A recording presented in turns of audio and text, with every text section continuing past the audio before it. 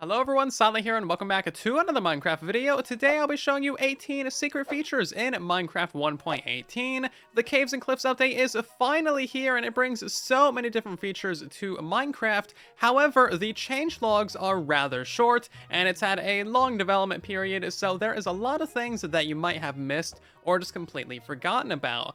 So first up, we have a feature that we've been waiting for a very long time on Bedrock Edition, and that is the ability to instant mine the bamboo using a sword. As you can see, it kind of kills the durability of your sword, but it does work really well, and now you can just swing through an entire forest of bamboo, no issue, and you don't have to wait to slowly mine things with an axe. As you can see, even if you got a netherite axe, it is still super slow to mine this stuff, and this is what we've been dealing with for years on Bedrock Edition, so this is a very nice feature to finally have. A smaller feature that's still important for decoration is the fact that all types of ground foliage can now be placed on mycelium as well, including all types of saplings and grass, all the nether variants, all of the flowers, including the too tall varieties, even the drip leaves and the dead bushes. This opens up a lot of different options for natural terraforming and decorations. However, the only two things that can't be placed on it is of course the cactus and the small drip leaf. This one still requires like clay and water, and the cactus of course still requires sand. A super nice hidden feature is the fact that you can now take damage while flying and it doesn't actually deactivate your elytra. Previously, any little bit of damage that you would take would deactivate your elytra and you would fall straight out of the sky, but now you are free to crash into all of the trees, all of the mountainsides, and literally whatever you want, and that elytra is not turning off until you tell it to.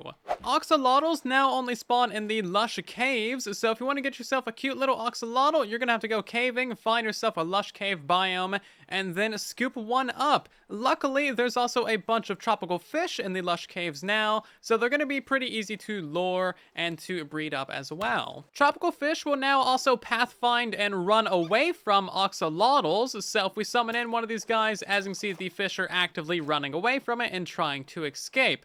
They don't do a very good job of it, but they do actively try to run away now. So now you can see a little bit of predator and prey action whenever you find an axolotl and some tropical fish in a lush cave. Campfires have become extremely useful for caving now, so if you break these things with an axe or just by hand, you'll actually get 4 charcoal from them. This is a quick and easy way of getting some charcoal for some torches or maybe for a furnace, and it's actually way easier than smelting down the log directly. So crafting a single campfire only requires 1 charcoal and 3 logs, and then the 3 sticks that it takes to make it is way cheaper than any fuel that you would need to use to smelt the 3 logs in the first place. So you can make yourself a quick campfire, maybe smelt some food on that, and then break it to get a little bit of charcoal. Throw that into a crafting table, and then the 4 charcoal that you get will give you 16 torches. This could come in super handy when you're down in the darker parts of the world.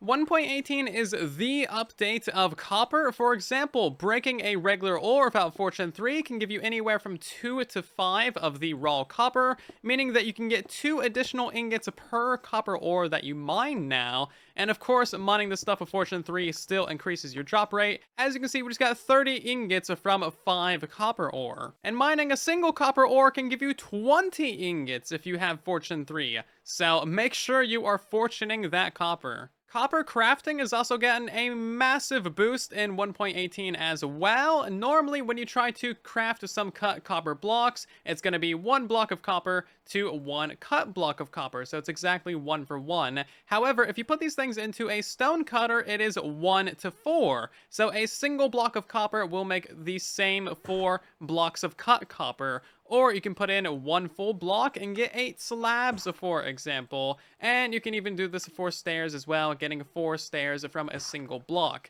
So in essence, copper is now 4 times easier to build with. Copper blocks now properly oxidize in the nether as well, so if you want to build with copper in the nether, it will naturally turn into the blue and green variants over time. However, you'll need to wait until 1.18.1 for this to be properly implemented. So you're going to be finding a lot of copper underground. This stuff is basically everywhere. However, if you find yourself a dripstone cave, even if it's a tiny one like this one right here, copper is auto-magically 2 times more common, and the copper veins that you're going to be finding are absolutely huge. You're going to be getting multiple stacks of copper per vein, whether you have a fortune or not. Seriously, you're going to be drowning in copper just by going through a single one of these caves. Like, look at that. We just got over 3 stacks of copper ingots from one little patch of ore. There's been a great update to the render distance slider that I've been wanting for a very long time. So now if you go into your settings and your video settings, you can actually adjust your render distance by increments of 1. So I can have this all the way down at 5 chunks, and as you can see, I can't even see the bottom of this hill. Or we can increase this ever so slightly to like 11 chunks, and I can see ever slightly further. Or if I want to, I can increase this all the way up to very nice numbers like 95 chunks, and then I can see for absolutely miles. This is a super handy feature to have. It's gonna make it so much easier to get the render distance that you want, and it's way better than the large increment systems that they had before. So previously, I only had the options for 16, 32, 48, and 96, and that wasn't particularly helpful. However, this system is so much better, and I think you're going to enjoy this one a lot more. There's a new game rule in this update that makes it so that when you click on beds or respawn anchors, they will not explode. So this is a feature that happens in the nether and the end dimension. Sometimes these guys can explode if you click on them. However, as you can see, if we turn that game roll on, they will once again explode. This is actually incredibly helpful for preventing griefing on your Minecraft servers, and I would highly recommend that you turn this game rule to false. That way things don't explode and you don't have to worry about it. We have an absolutely huge buff to the Hero of the Village effect. So now when anyone helps defeat a raid in one village, they'll be given Hero of the Village for 40 minutes. This actually stays with the player anywhere in the world that they go. So if we go ahead and visit another village in the world, we'll still have this effect, and villagers in that village will still give us a discount. So as you can see, we're now in a different village, and this dude right here is still giving us the discounts because we still have that Hero of the Village effect. So this is a super powerful thing. You can set up a raid farm in one part of the world, and then a villager training hall in another part of the world, or maybe even visit multiple villager training halls with the same Hero of the Village effect and get those stacked discounts. This also applies on top of the zombie curing discounts as well, so you can have like doubled discounts. 1.18 also comes with removed features as well, so mine shafts will no longer generate the large dirt rooms that were literally in the game for 10 years and never properly utilized. So you'll no longer be able to find those, although you might find some awfully weird square rooms like this one right here, where a dirt room may have generated, but now it's just kind of a mysterious empty room. If you're hanging out in aquifers, you may have noticed that there is the occasional magma block, and this is a sneaky new feature as well that was added to make it so that you don't drown. However, there is a bug where these guys don't update and actually have bubble columns on them, so you might just be out of luck and drown anyway. Okay, I lived. Whoops. Sweetberry bushes have had their functionality fully restored, so now mobs will no longer pathfind through them.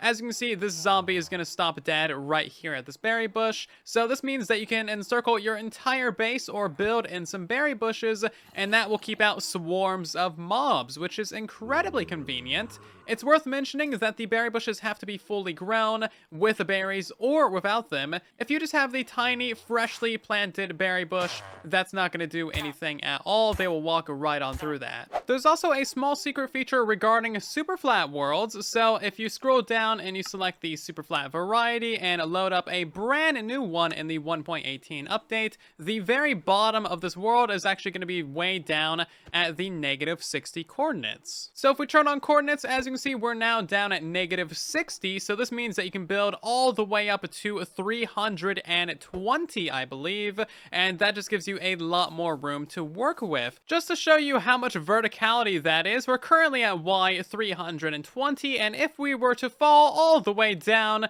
this very tall bamboo all the way to the bottom of your super flat world, that is how long it would take to fall. So yeah, you can build some really tall redstone. Another very interesting secret feature of 1.18 is the fact that if you have a hole going all the way to the void, like this one right here, 1.18 will not actually generate new terrain underneath it. So if you've put in the effort to remove the bedrock going to the void, or just removing bedrock in general, 1.18 isn't gonna fill in new blocks underneath this and new bedrock underneath this, forcing you to do all that work over again. This is actually a really interesting decision. It could be a bug, or it could just be like an accidental part of the game. However, it's actually really nice for people who have decided to actually dig out these kinds of perimeters. It makes it so they don't need to reinvest dozens or even hundreds of hours into breaking the bedrock again. So currently we are in 1.17. So here we are updating the world to 1.18 right now. And as you can see, we still have a hole going to the void. All of this terrain right here is Y0, and then everything down to -64 on the walls is perfectly fine and perfectly normal. But as you can see, they didn't generate a new bedrock floor, and they didn't fill in any of these blocks either. This is actually a really elegant decision, and it really does show some respect for all of the technical players who have put in a massive amount of effort with these types of void perimeters. Actually, a really cool little feature in 1.18. I hope it's a feature anyway. It might be a bug, but either way, it's actually legitimately pretty awesome. And the final not-so-secret feature is the 1.18 ore distribution. Here is the graph, the official graph from Henrik over on Twitter. This shows all of the actual places to find ores in 1.18. I would highly recommend screenshotting this and then keeping it on your phone or something. That way you can reference it all the time. Knowing where to mine in 1.18 is going to be incredibly important because you're going to be needing a lot of materials, as is always the case. So keep in mind that you're going to need to be exploring multiple different Y levels of the world and even multiple different biomes in order to get the best ores and the most plentiful amount of ores as well. This update really does hammer in strategic mining. But otherwise, I hope that you have greatly enjoyed, and thank you ever so much for watching today's video. If you have enjoyed, then of course consider leaving a like, as it helps out the video and the channel an absolute ton. If you're new here, then possibly consider subscribing, that way you don't miss future content, and I'll see you all down in the comment section and in the next one. And then there was silence.